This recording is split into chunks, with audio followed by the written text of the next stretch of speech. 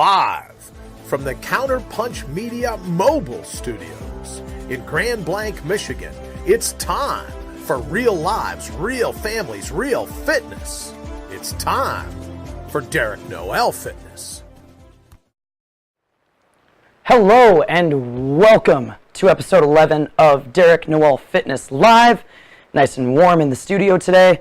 Got a slightly heavier shirt helping me breathe. It's going to be a good show today. We're actually rolling just with Q&A, which is the first time I've done this. A few people asked some really good questions. It's mostly nutrition based, which is really cool. We're going to be able to dive deep into it. So for a couple of them, you might want to make sure you have some pens and pencils ready because we got some good notes. Or you could always listen to us later on or on ipmnation.com/counterpunch. Here on Facebook, again, I don't get rid of these videos. They stay on the page. Or you can also find them on YouTube, which is how a few of them, which is how my videos are also archived. So you can check that out by clicking the link in the post from earlier. Also, if you're not listening to this live, you can always check us out. I release every Tuesday the audio for these shows. So that way you can check it out in however you listen to your podcast, whether it's iTunes or Stitcher or Spotify or SoundCloud, however you want to listen to it. It's there for you. So if you're, say, driving or something like that, this is a really nice thing to listen to if you have a nice little commute. It's usually right around 30 minutes of nonstop information. So hopefully that helps you out. So I know it's the Memorial Day weekend. Thank you for those who are tuning in. I just got my feet up real quick. It's going to be a good show, like I said. I have a few different questions that I'm going to be answering. And as always, if you have any questions about anything I'm talking about, feel free to drop a line in the comments, and I'll make sure that I get to that. And if it's something that'll take me a little bit longer to answer, then I will be able to answer that in a video later on throughout the week. I have no problem making those extra videos to answer your questions. So make sure you send those along, and I can get those taken care of as well. And if you have something that you would rather ask and stay anonymous with, feel free to shoot me a private message. I check them all the time. I have no problem answering. I really don't expect you to hold back. I really want to be able to answer those questions for you. And a lot of times, if it's something nutrition-based, I really have no problem answering it or helping you out, figuring out what your next step should be. Absolutely no problem with that. So, without further ado, I think it's a good time to get into the questions. These are some good questions, by the way. Like I said, we're going to be able to dive deep into a few of them, and it's going to be a lot of information. If I end up digressing, typically that's how I go anyways, but here we go. First question was asked earlier today by Courtney, and she asks, how do we calculate a calorie deficit goal for weight loss? And this is a really good question because a lot of people don't really get how many calories they should be eating, or because of everything going on and all the information, I should say false information going on, they think that they should be under-eating. And honestly, under-eating is a lot bigger problem than overeating in terms of what do people do more often. So, like I said, we're going to be getting a little deep. This one is definitely one of those deeper questions that there is a lot of information to deal with, and there are some different equations that I'm not going to bore you with, but it'll be able to help you out, especially if you want to do the math, and I'll give you a couple of resources that you can Google. In the end, it is actually fairly easy to figure out. So, how do we calculate a calorie deficit goal for weight loss? Well, in order to do that, we need to know how many calories our body is burning. So, the first thing that you want to do, and again, you can always find things on Google. There is a calculation that I'll tell you about in a second. The first thing we want to do, though, is find our basal metabolic rate, or BMR. What is this basal metabolic rate? It's the rate at which the body uses energy to keep vital functions going. So I'm not talking about like walking around and stuff like that. I'm talking breathing, the heartbeat, getting the blood flowing, everything like that. Liver function, digestive system. What is the minimum amount of calories that you need in order for your body to effectively do all these things? And I say effectively because if you go below your metabolic rate, your body is built to survive. It will do things, but it does not like to be in that for an extended period of time. So, how do you find the basal metabolic rate? Well, there's an equation called the Harris-Benedict equation, which is actually fairly complicated, and since we live here in America, it involves some conversions of pounds to kilograms. It works basically in kilograms and centimeters, so we need to convert a few things. In order to do that, you're going to need your height in centimeters, you're going to need your weight in kilograms, and then you need your age, because believe it or not, as you get older, you require a few less calories for your basal metabolic rate.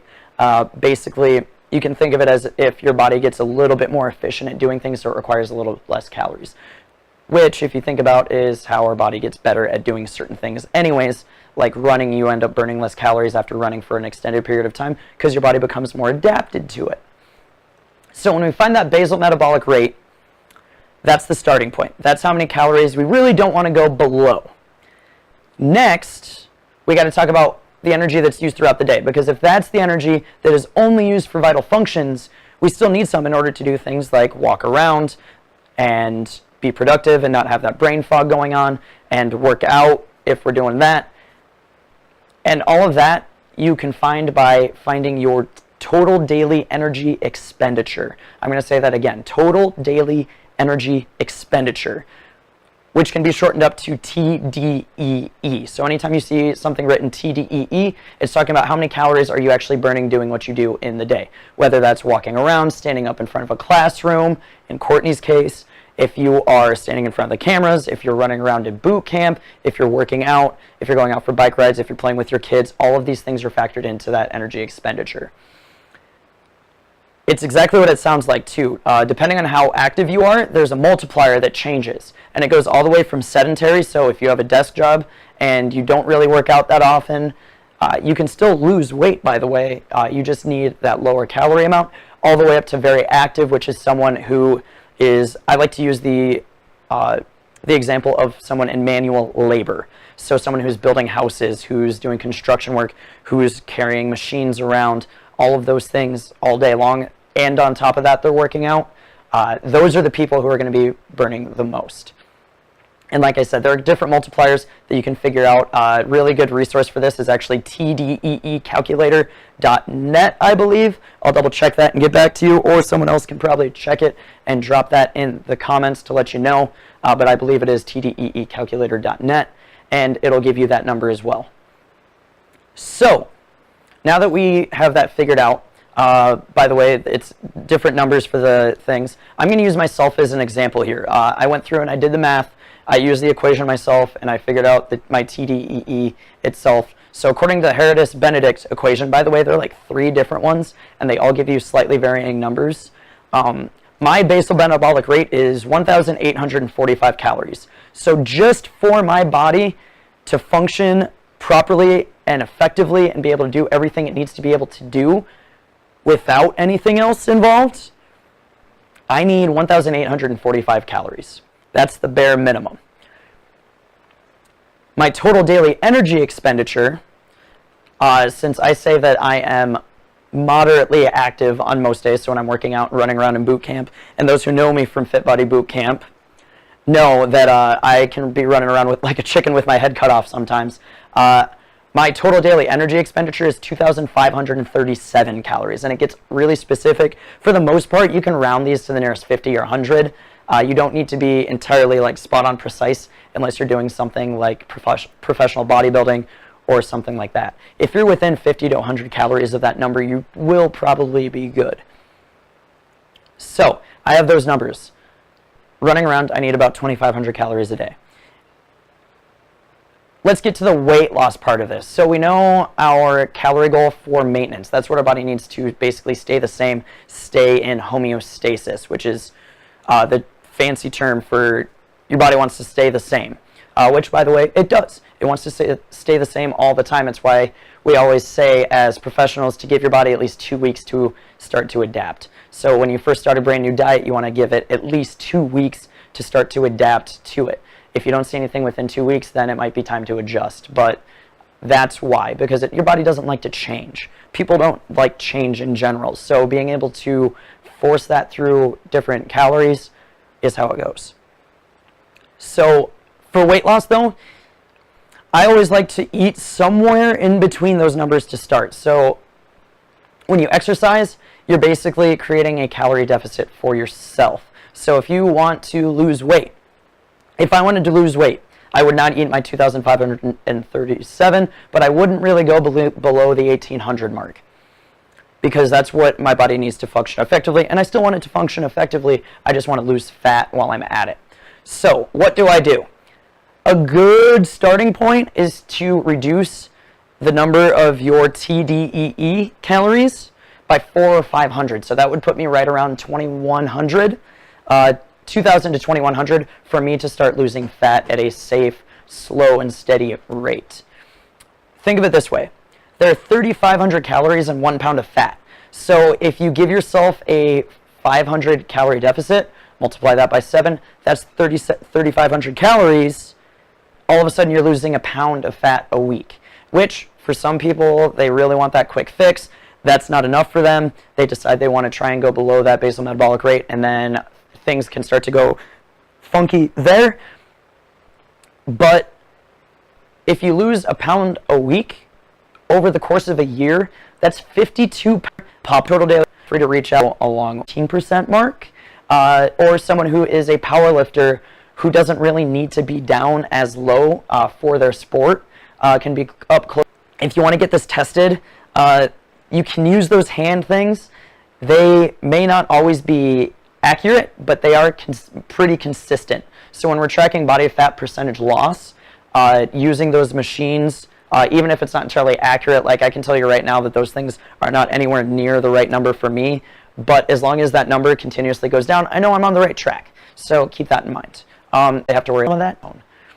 I'm not saying don't be happy with your body. You should always be happy with your body, but it's okay to not be content with where you are. A good saying is happy but hungry.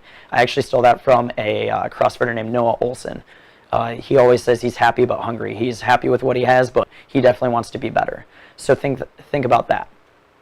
For men, I'm going to get into the men's side, and then I'll answer the second part of this question. For men, we only have to deal with our essential fats are 2 to 5%. And again, it has to go with we function differently. We have different reproductive things going on than women do. Women have a lot going on, which is why they naturally sit at a higher body fat percentage. 2 to 5% is the essential fat for men. Elite, like top of the line bodybuilders can get into these numbers, and they will look absolutely shredded, but your body hates being that low. So you should never really strive to do that unless you have something super hyper specific in a sport like bodybuilding. Athletes for men sit anywhere between 6 and 13%. Issues start to come in. So again, we want to try and get that down at least to 24 at the bare minimum. If you want, I did kind of cheat and find a table for this that I can totally post below, or actually I'll just post it later on tonight, and then I'll make sure I give credit where credit's due. But it's a really nice chart to kind of see where you're at. If you Google women body fat percentage, by the way, and you image search it, they'll show you kind of vague pictures of where it might be. But again, it really depends on where you were at before and where you're planning on going and what your individual body says, because your body loses fat where it wants. So you might not, whereas one female might have abs at like 20%, it might take another female to be at like 16% in order to fully see their abs. So it really does depend from person to person, and your body will shift fat around too. Your body's a really weird thing that likes to do basically what it wants and doesn't care what you want. So keep that in mind. Part 2 of this question though. And so part 2, in case we forgot, was what is a healthy body fat percentage loss, weekly or monthly? I'm going to give you a monthly number. And honestly, it depends on where you're at. If you're in that really heavy range, as a female, if you're over that 32%, you might lose 3 to 4% starting out. If you are already pretty lean, basically the more lean you are, the slower it becomes. So someone who's average, say someone who's like 29% body fat, they can drop somewhere between 3% every month. If you are an athlete and you're barely into that athletic range, so if you're right at 20, it might take you 2 to 3 months to move down to 19. It really depends on what's going on. Sweat? Well, that's up to you. And we're back.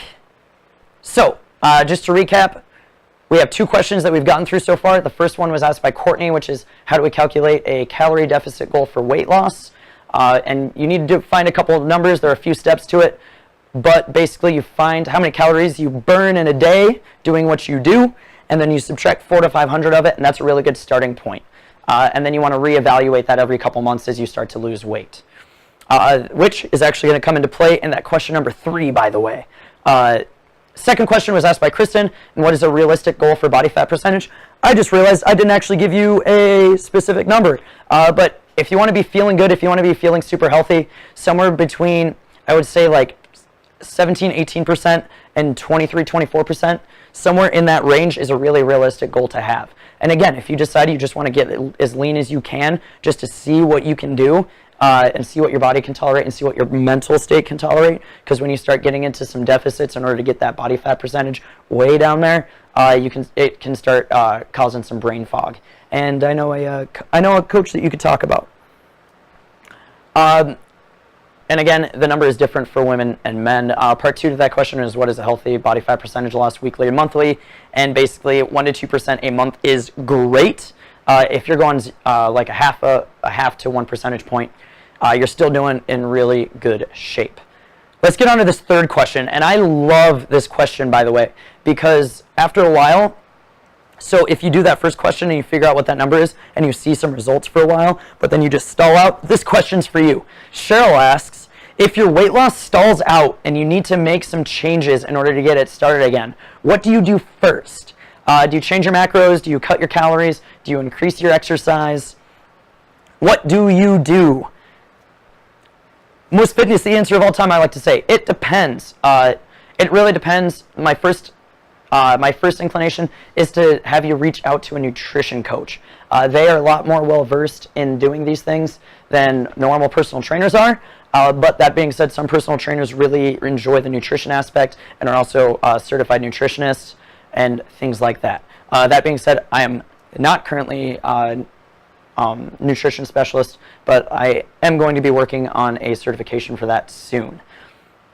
So what do you do, though, if your weight loss stalls out? The first thing I kind of mentioned already in the first question, you want to reevaluate where you're at. So if you've already lost 10 pounds and all of a sudden you're stopped, kind of evaluate where you are at. How are you feeling? Are you super tired, or do you feel bogged down? Those are all signs that you're under eating. It's going to be kind of funny, but there are 3 H's to determine if you're in a pretty good spot. Are you happy? Are you healthy? Actually, we're going to say 4. Are you happy? So are you in a pretty decent mood in most cases? Are you healthy? So are you not sick? Are you hungry? Because if you're hungry, it's a sign that your body wants to burn calories. I think I talked about this before. You want to know the difference between physical and emotional hunger. Make sure you're not emotionally hungry. If you're physically hungry, then we're good to go. And then the 4th one is, are you horny? Your sex hormones play a big factor in everything that your body does. So for men, if we are in a big calorie deficit, our body stops producing testosterone at optimal levels. So for example, if I were to be sleep deprived for an hour a day for a while, or for a hot minute, my testosterone production drops by like 25%. It's stupid how quickly your hormones can get messed up by not doing things properly. Or if I'm under eating, my testosterone levels can get all out of whack too. If you're not eating any fat at all, hormones are actually lipids, which are fats, so you need some fat in order to produce them, and there's a whole other factor there. But figure out how you're feeling. If you're still feeling pretty good, but you're at maintenance, then maybe it's time to reevaluate those numbers. Maybe it's time to drop a few calories off, and I would say probably 50 to 100 calories, no more than that to start out with, and see if that spurs it. If not, kind of give yourself those calories back so you don't sit into a deficit, especially if you're already at that borderline basal metabolic rate line. Or make sure you are getting sleep. I can't tell you how many times people have come to me with stalled weight loss. By the way, I do want to clarify, stalled weight loss is 2 or more weeks with no change in the scale. If you are plateaued for a week, there are plateaus when you lose weight too. There are some plateaus. So one of my other coaches was actively trying to gain weight. He would hit plateaus where he couldn't gain more weight until he basically increased his calories by over 1,000 a day. So sometimes you have to hit those plateaus going up. Same thing coming down. You'll hit a fat loss plateau, and then you kind of just got to stick it out, and then your body will start changing. It's going back to that homeostasis thing. So if you are there, if you're already close to your basal metabolic rate, I still wouldn't really steep below it. I might actually increase calories a little bit to pop us back into maintenance so that we can basically replenish those glycogen stores in the muscles. That's basically the energy that is stored in your muscles. By the way, glycogen is based off of glucose, which is a carbohydrate, which is why we also need carbs in our diets. That's a whole other diatribe I can go into for another day. I definitely don't have time for that now. But maybe it's called a refeed. Refeeding and re-upping your calories for a day to get yourself back into that might help. In a lot of cases, changing your macros won't necessarily make a giant difference unless you are not eating enough protein. Actually, I'll talk about that in a minute. I'll talk about what an ideal macro breakdown for calories would be, because I didn't really talk about that, but it is pretty important too. I wouldn't cut calories unless it's a final resort, or you could increase exercise a little bit to basically bump you up an activity level. But again, I would rather figure out what we're doing with our diet to get it going that way, because you may not always be able to exercise. So all of a sudden you may be eating this amount. You may be eating this amount, and then all of a sudden you don't exercise anymore, and you really need to be eating a lower amount. But if you're still eating that same amount, it can get all out of whack. So it really depends on the situation. You really want to make sure that you reach out to that. So, couple really good questions dealing with nutrition. We had 3 awesome ones, and really they kind of all tied together. Let's talk about those macros real quick. Make sure you're eating enough protein. That's the number one thing I can tell everyone.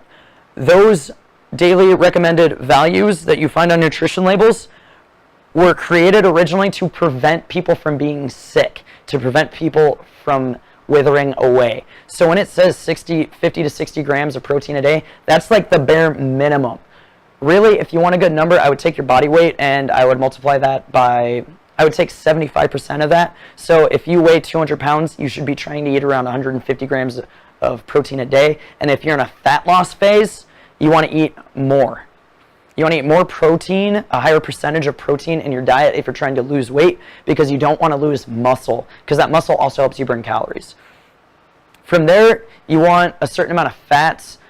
For women, you don't really want to drop between like 40 to 50 grams of fat a day, and then you want to fill the rest of it with carbohydrates, so that way you can burn everything through. I'm going to get into a couple more questions though. So, next question was asked by an anonymous user, wished to stay anonymous, and I'm going to keep it that way because I like to respect those things. But they are asking for easy exercises for women who are pregnant. This one was a private message to me, which again, I respect. I love this question too. Honestly, my number one thing is going to be talk to your doctor. If your doctor tells you to quit exercising, please trust your doctor. Don't trust a personal trainer or anyone else over this. Don't trust an Instagram expert. Talk to your doctor and figure out what you can do. Chances are, if you're already pretty physically active and you get pregnant, they're going to tell you that you can continue exercising. Just don't let your heart rate get above, I think it's like 80%. I can't remember the exact number. Because again, your doctor should be telling you these things and you should be abiding by what they say. Please don't be that stubborn person.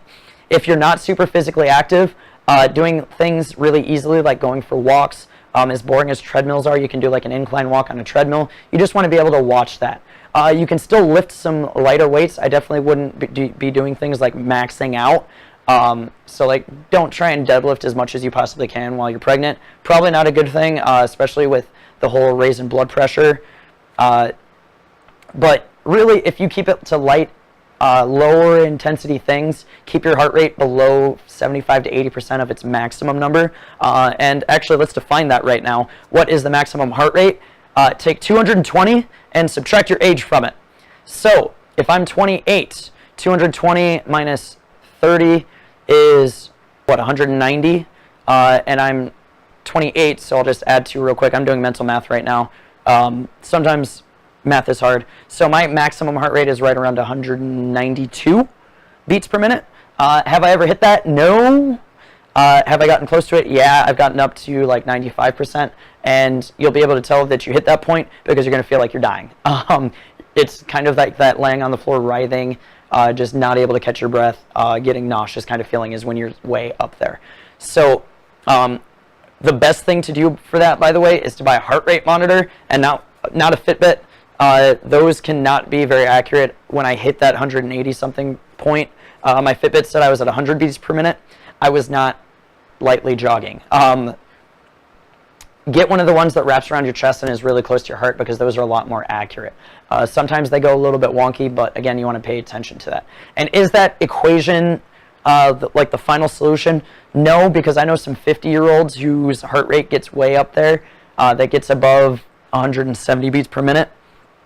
Everyone's different. There are also some marathon runners who might have a really hard time getting their heart rate up because their heartbeat is super efficient. Excuse me, maybe their heart rate is sitting at like, the resting heart rate is like 35 to 40 beats per minute. So it's going to take longer for their heart rate to get up. So just keep it light. Again, consult your doctor first. That's the number one thing.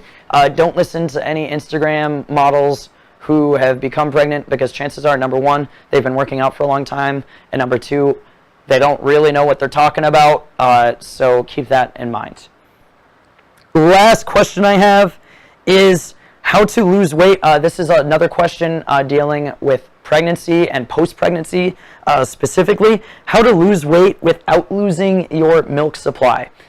Again, number one, consult your doctor. I know a lot less than they do, but it's generally accepted that when you are breastfeeding, you are burning 500 to 1,000 calories more per day than someone who is not. So you would find your, basal metabolic total daily energy expenditure rate that we talked about earlier in the show, and then add 500 to that number to be on the safe side, and that's where your body would be. And then from there, you can kind of slowly decrease it and play with those numbers a little bit. But again, if you don't want to decrease your milk supply, you want to be able to get enough calories to be able to produce it.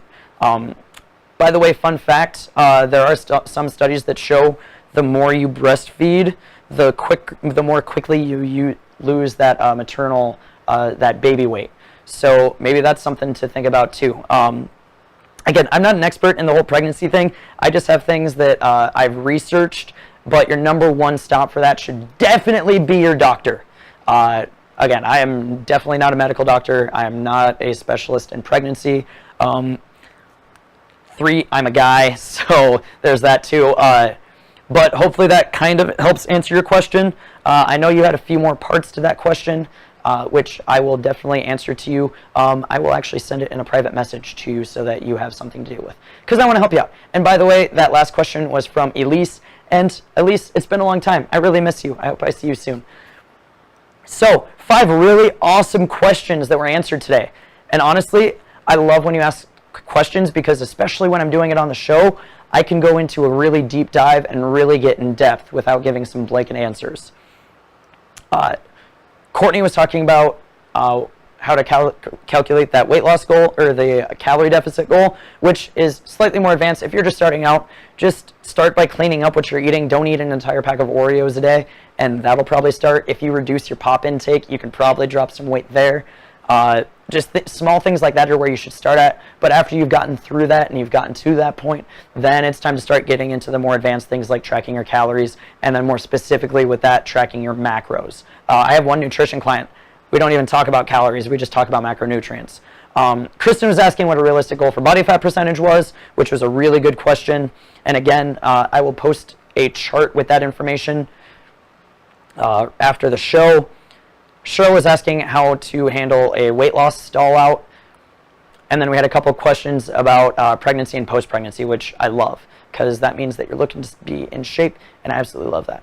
If you like the show, please give me a like and a subscribe over on the YouTube channel, Counterpunch Media on YouTube. You can always find me on ipmnation.com/counterpunch, or here on Facebook. You are on at The Derek Noel on Facebook, so that's facebook.com/The Derek Noel. You can find me on Instagram at the Derek Noel as well.